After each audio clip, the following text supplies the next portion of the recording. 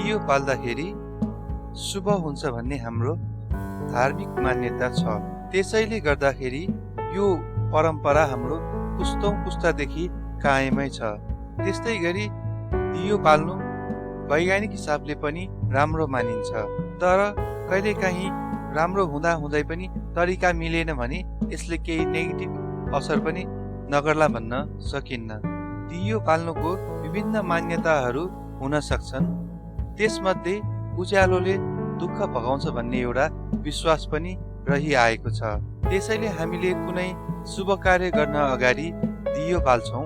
अग्नि पञ्चतत्व मध्ये एक तत्व हो। अग्निलाई हामीले भगवानको रूपमा मान्छौँ। आजभोलि हामीले दियो बाल्दाखेरि अथवा आरती गर्दाखेरि दियोमा तेलको पनि प्रयोग गरिन्छ, तर घिउको दियो बाल्नाले सुख, शान्ति, सम्पत्ति आउने विश्वास गरिन्छ। आजभोलि बजारमा घिउ पनि विभिन्न थरीका हुन्छन्। कुनै मिसावटयुक्त घिउ हुन्छ। हामीले मिसावट नभएको शुद्ध घिउमा दियो बालेर यसको प्रयोग गरी हेर्न सक्छौँ। यो मिसावटको कारणले गर्दाखेरि पनि हुन सक्छ आजभोलि मान्छेहरू शान्त हुनुको सट्टा अशान्त बनिरहेको छ दिनदिनै।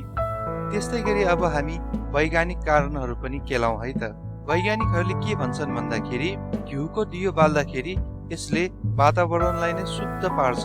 त्यस्तै गरी हवन गर्दाखेरि पनि वरिपरिको वातावरण राम्रो हुन्छ भन्ने वैज्ञानिकहरूको निचोड छ।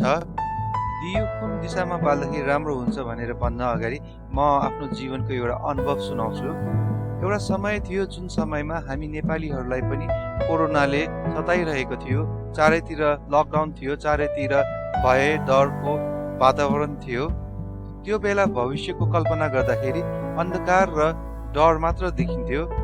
त्यही कोरोना महामारीको बीच बुद्ध जयन्ती परेको थियो। साँझ पखको बेला भएको थियो। मानिसहरू चोकतिर त्यति धेरै थिएनन्, अलि सुनसान नै थियो। साँझ अन्धकार भइसकेको थियो। त्यसै बीचमा बुद्ध जयन्तीको अवसरमा चैत्यमा दियो बालिन्थ्यो। चैत्य र अरू मन्दिर वरिपरि दियो बाल्ने चलन थियो र त्यो दिन पनि दियो बालियो। बुद्ध जयन्तीहरू थुप्रै आए, थुप्रै गए। त्यस्तै दियो पनि हरेक बुद्ध जयन्तीको दिन चैत्य र मन्दिर वरिपरि बालिएको थियो। तर त्यो बेला भित्र मन निराश भएको बेला, डराएको बेला, आत्तिएको बेला, अब भविष्यमा के हुन्छ भन्ने अन्यल भएको बेला, झ्यालबाट त्यो दृश्य हेर्दाखेरि जुन चैत्यको वरिपरि बुद्धको वरिपरि बालेको दियो हेर्दाखेरि पनि मनमा एउटा आश जागेर आएको थियो। मन शान्त भएको थियो, जुन त्योभन्दा पहिलेको बुद्ध जयन्तीहरूमा मैले कहिले अनुभव गरेको थिएन। जब सिचुएसन अलिक गाह्रो साह्रो हुन्छ तब यस्तो कुराहरूले, हाम्रो धार्मिक कुराहरूले चाहिँ नि मनमा एउटा पोजिटिभ भाइब्स ल्याउँदो रहेछ।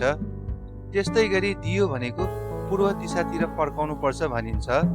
यस्तो गर्नाले हामीलाई राम्रो हुन्छ र आयु पनि बढ्छ भन्ने विश्वास गरिन्छ।